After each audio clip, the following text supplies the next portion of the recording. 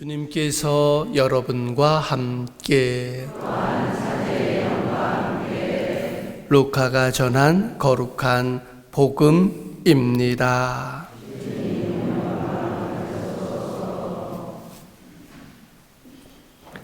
그때 세리들과 죄인들이 모두 예수님의 말씀을 들으려고 가까이 모여들고 있었다. 그러자 바리사이들과 율법 학자들이 저 사람은 죄인들을 받아들이고 또 그들과 함께 음식을 먹는군 하고 투덜거렸다. 예수님께서 그들에게 이 비유를 말씀하셨다. 어떤 사람에게 아들이 둘 있었다. 그런데 작은 아들이 아버지, 재산 가운데에서 저에게 돌아올 몫을 주십시오 하고 아버지에게 말하였다. 그래서 아버지는 아들들에게 가산을 나누어 주었다. 며칠 뒤에 작은 아들은 자기 것을 모두 챙겨서 먼 고장으로 떠났다. 그러고는 그곳에서 방종한 생활을 하며 자기 재산을 허비하였다. 모든 것을 탕진하였을 즈음 그 고장에 심한 기근이 들어 그가 곤궁에 허덕이기 시작하였다. 그래서 그 고장 주민을 찾아가서 매달렸다. 그 주민은 그를 자기 소유의 들로 보내어 돼지를 치게 하였다. 그는 돼지들이 먹는 열매 꼬투리로라도 배를 채우기를 간절히 바랐지만 아무도 주지 않았다. 그제야 제정신이 든 그는 이렇게 말하였다. 내 아버지의 그 많은 분파리꾼들은 먹을 것이 남아도는데 나는 여기에서 굶어 죽는구나. 일어나 아버지께 가서 이렇게 말씀드려야지. 아버지, 제가 하늘과 아버지께 죄를 지었습니다. 저는 아버지의 아들이라고 불릴 자격이 없습니다. 저를 아버지의 분파리꾼 가운데 하나로 삼아 주십시오. 그리하여 그는 일어나 아버지에게로 갔다. 그가 아직도 멀리 떨어져 있을 때에 아버지가 그를 보고 가엾은 마음이 들었다. 그리고 달려가 아들의 목을 껴안고 입을 맞추었다. 아들이 아버지에게 말하였다. 아버지, 제가 하늘과 아버지께 죄를 지었습니다. 저는 아버지의 아들이라고 불릴 자격이 없습니다. 그러나 아버지는 종들에게 일렀다. 어서 가장 좋은 옷을 가져다 입히고 손에 반지를 끼우고 발에 신발을 신겨 주어라. 그리고 살찐 송아지를 끌어다가 잡아라. 먹고 즐기자. 나의 이 아들은 죽었다가 다시 살아났고 내가 잃었다가 도로 찾았다. 그리하여 그들은 즐거운 잔치를 벌이기 시작하였다. 그때 큰 아들은 들에 나가 있었다. 그가 집에 가까이 이르러 노래하며 춤추는 소리를 들었다. 그래서 하인 하나를 불러 무슨 일이냐고 묻자 하인이 그에게 말하였다. 아우님이 오셨습니다. 아우님이 몸성이 돌아오셨다고 하여 아버님이 살찐 송아지를 잡으셨습니다. 큰아들은 화가 나서 들어가려고도 하지 않았다. 그래서 아버지가 나와 그를 타이르자 그가 아버지에게 대답하였다. 보십시오. 저는 여러 해 동안 종처럼 아버지를 섬기며 아버지의 명을 한 번도 어기지 않았습니다. 이러한 저에게 아버지는 친구들과 즐기라고 염소 한 마리 주신 적이 없습니다.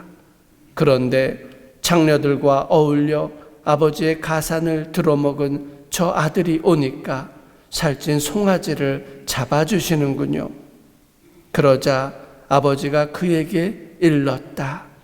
얘야, 너는 늘 나와 함께 있고 내 것이 다 내 것이다. 그런데 너의 저 아우는 죽었다가 다시 살아났고 내가 잃었다가 되찾았다. 그러니 즐기고 기뻐해야 한다. 주님의 말씀입니다.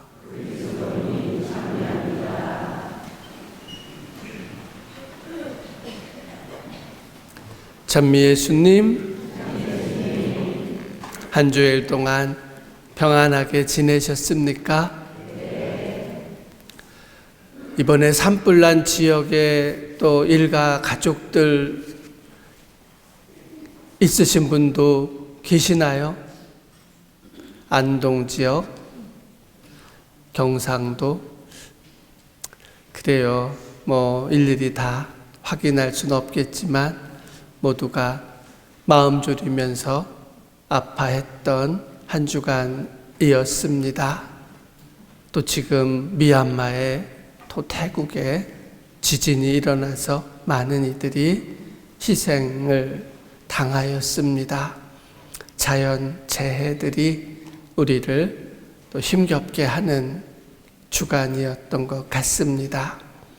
사순절 4번째 주간을 맞이하면서 고통받는 많은 이들을 위해서 특별히 더 우리가 기도해야 할 것 같습니다.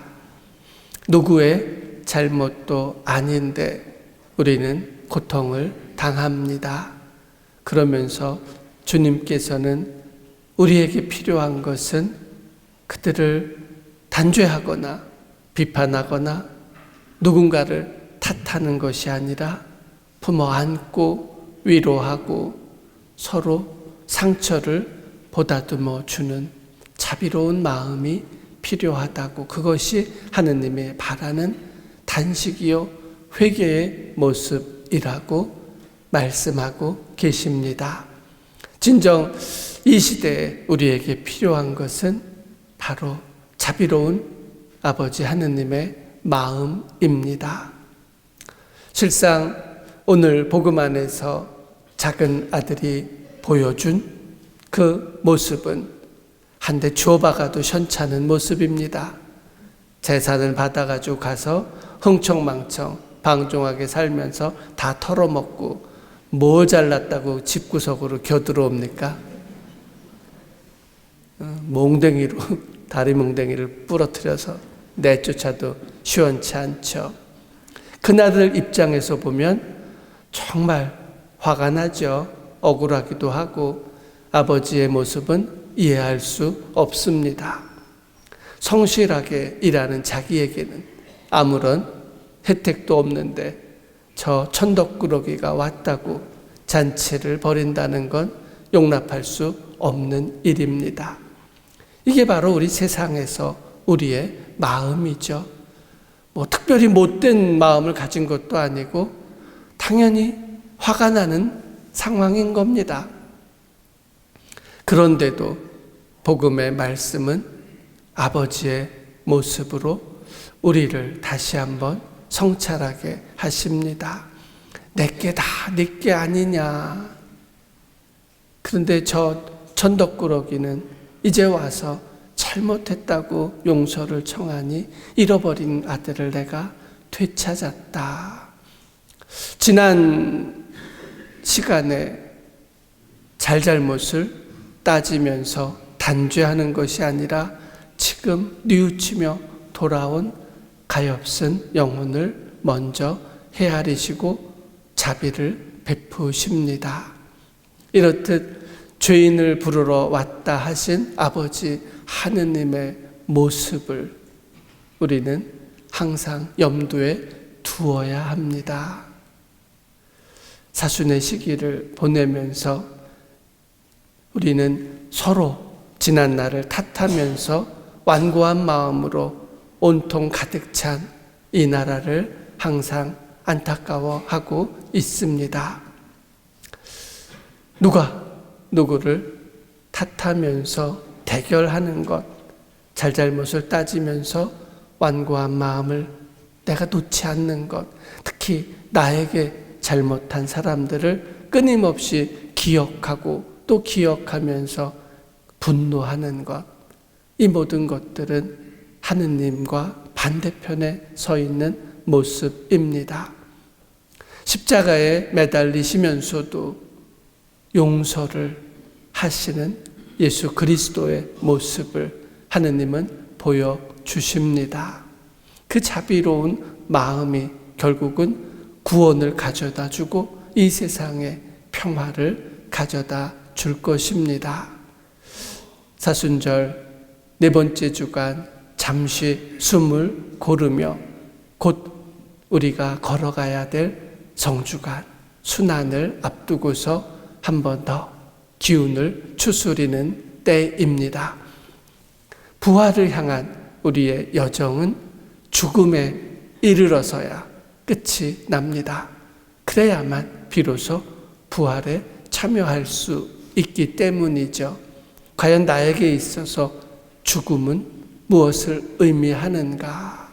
나를 온전히 내려놓는 것, 온전히 하느님 아버지의 마음으로 나 자신을 다시 한번 변화시키는 것, 그것은 십자가에 온전히 참여하는 것과 같은 의미를 갖고 있습니다.